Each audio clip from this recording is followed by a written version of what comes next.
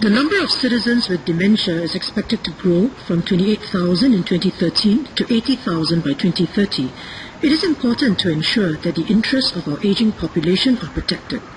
The lasting power of attorney or LPA scheme is very useful, but I have some concerns.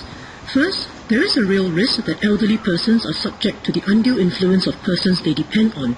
Secondly, a resident related his worry about the ease of the scheme as his brother had made an LPA in favour of a stranger to the family without anyone else knowing of it. Thirdly, I noted a big grassroots initiative to get residents to sign LPAs, leading to masses of LPAs being issued by certificate issuers without personal knowledge of the donors.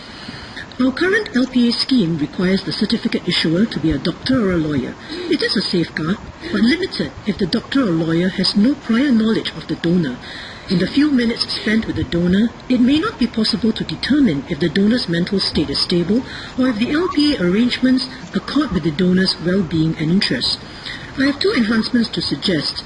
First, reinstituting a safeguard that was removed, putting into the standard form of LPA the question of whether the donor wishes to inform another person of it and giving that person the right to object to the LPA.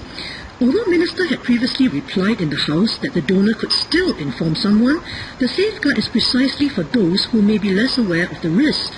By requiring the certificate issuer to ask the donor specifically whether he wants someone to be informed, the donor can respond to the certificate issuer on this without the donee's influence.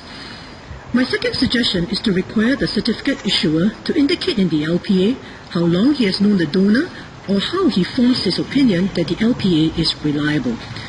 Finally, I refer to the regime of court-appointed deputies. Being someone who recently went through the process to be appointed deputy, I appreciate the need for rigour, especially when one is appointed deputy to handle someone else's assets. However, parents of adults with mental disabilities are also required to be appointed deputies in order to make decisions about their children's personal welfare. Recently, I met a resident with an adult son with severe cerebral palsy. As he could not give valid consent for medical procedure, she was asked to get a court order to be his deputy. Law firms quoted her legal costs at $6,000 to $7,000. In such cases, she and other parents would be caring for their disabled adult children for the rest of their lives, with or without the Act. Will the Ministry institute a more streamlined and cheaper procedure for such cases?